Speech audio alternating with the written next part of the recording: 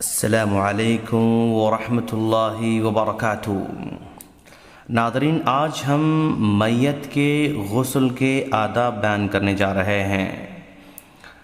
آپ جانتے ہیں کہ ہمارے معاشرے میں جب کبھی کوئی انتقال کر جاتا ہے تو اس کے غسل اور کفن کو بہت بڑا مشکل مسئلہ سمجھتے ہیں، اور یہ سمجھتے ہیں کہ ان کے بس کی بات نہیں ہے، اس لیے غسال کی تلاش میں رہتے ہیں اور منہ مانگی رقم دے کر بھی سنت کے مطابق نہیں کر پاتے ہیں۔ اسی پس منظر میں ہم آپ کو میت کے غسل اور اس کے کفن کے آداب انشاءاللہ بتانے جا رہے ہیں۔ جب کوئی انتقال کر جاتا ہے تو اس کی آنکھیں اور منہ کھلے رہتے ہیں تو انہیں بند کر دینا چاہیے۔ اس کے بعد پیر سیدھے کریں، ہاتھ سیدھے کریں اور ایک مناسب چادر اڑا دیں اور جلد سے جلد تدفین کی فکر کریں۔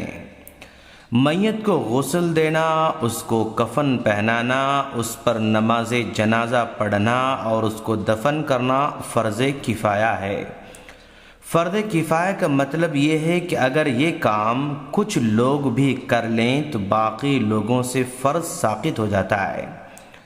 میت کے غسل دینے کے کچھ احکامات ہیں، جیسے مناسب یہ ہے کہ مرد کو غسل کے لیے ایسے آدمی کو چنا جائے جو امانت دار ہو اور غسل کے احکامات کو جانتا بھی ہو۔ اسی طرح اگر میت نے کسی کو وصیت کی تھی تو اس کو غسل میں پہل کرنی چاہیے اور پھر قریب ترین رشتہ داروں کو غسل دینا چاہیے، اور جو غسل کے احکامات کو جانتے ہوں یا پھر اس کو آگے آنا چاہیے جو غسل کے احکامات کو جانتا ہے۔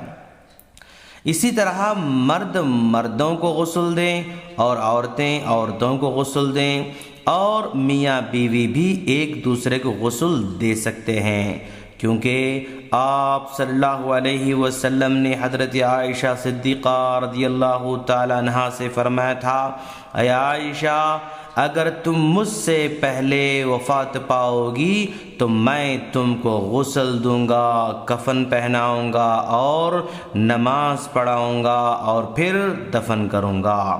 یہ ابن ماجہ کی روایت ہے۔ اسی طرح ابوبکر صدیق رضی اللہ تعالی عنہ نے اپنی بیوی سے کہا تھا کہ تم مجھے غسل دینا۔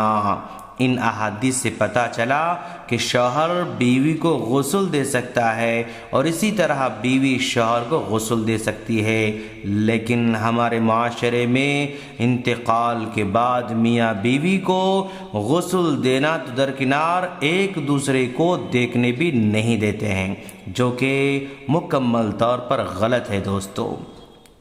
اسی طرح 7 سال سے کم عمر کے بچے بچیوں کو کوئی بھی غسل دے سکتے ہیں۔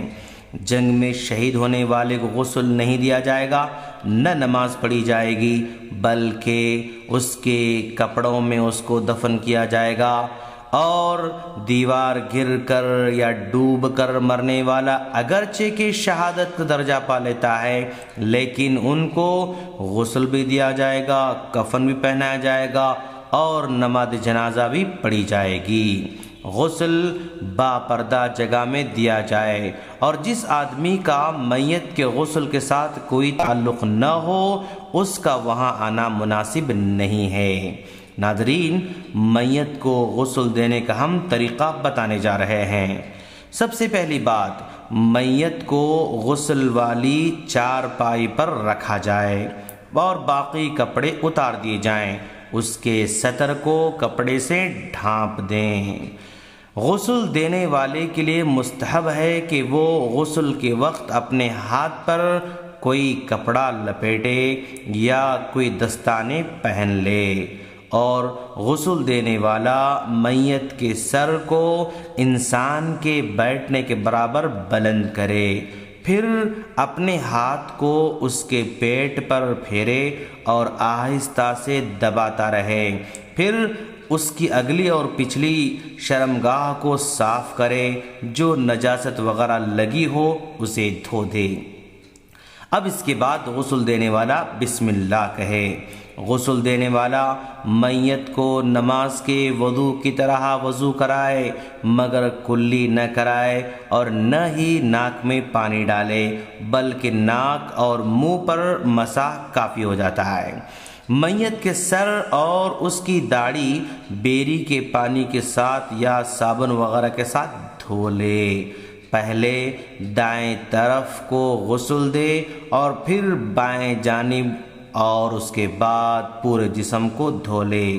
جب آخری مرتبہ دھوئے تو اس میں کافور کو ملا لے اور اس کے بعد میت کو خشک کرے۔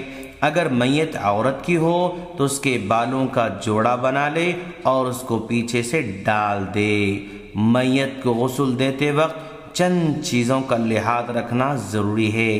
ایک مرتبہ دھونا واجب ہے جس سے صفائی حاصل ہو جائے اور 3 مرتبہ دھونا مستحب ہے اگرچہ کہ پہلے ہی سے صفائی حاصل کیوں نہ ہو چکی ہو۔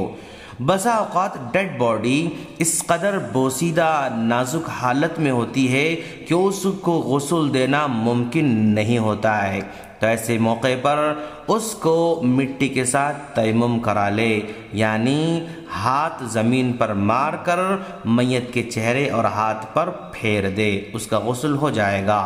غسل دینے والے کے لیے مستحب ہے کہ میت کے غسل کے بعد وہ خود بھی غسل کر لے، یعنی نہا لے۔ ہم اللہ سے دعا کرتے ہیں کہ باری تعالیٰ تو ہم تمام کو دین کو سمجھ کر اس پر عمل کی توفیق عطا فرما۔ آمین۔ السلام علیکم ورحمۃ اللہ وبرکاتہ۔